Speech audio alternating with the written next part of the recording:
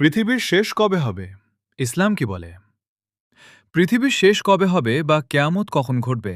এ প্রশ্নের সঠিক উত্তর একমাত্র আল্লাহই জানেন। কোনো মানুষ, নবী বা ফেরেশতা কিয়ামতের নির্দিষ্ট সময় জানেন না। আল্লাহ বলেন, নিশ্চয়ই আল্লাহর কাছে কিয়ামতের জ্ঞান রয়েছে। আল কুরআন। আরও বলা হয়েছে, এর নির্ধারিত সময় সম্পর্কে আপনার কাছে তারা জিজ্ঞাসা করে। বলুন, এর জ্ঞান তো কেবল আমার পালনকর্তার কাছেই আছে। কিয়ামত হঠাৎ এসে যাবে? কোরআনে বলা হয়েছে, এটি কেবল একটি আকস্মিক মহাশব্দ, যার পর তারা সবাই হতবিহ্বল হয়ে পড়বে। অর্থাৎ মানুষ যখন নিজেদের দৈনন্দিন কাজে ব্যস্ত থাকবে, তখনই হঠাৎ কিয়ামত শুরু হবে।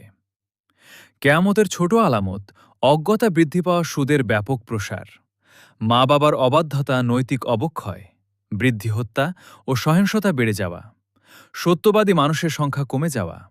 কিয়ামতের বড় আলামত: দাজ্জালের আগমন, ঈসা আলাইহিসসালামের পৃথিবীতে অবতরণ, পশ্চিম দিক থেকে সূর্য উদয়, ধোঁয়া প্রকাশ পাওয়া, সিংগায় ফু দেওয়া এবং কিয়ামত সংঘটিত হওয়া।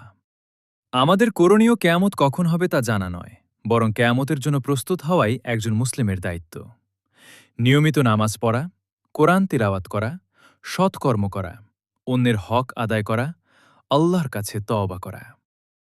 মনে রাখুন, কিয়ামতের সময় আল্লাহর গোপন জ্ঞানের অন্তর্ভুক্ত, কিন্তু মৃত্যুর জন্য প্রস্তুতি নেওয়া আমাদের দায়িত্ব।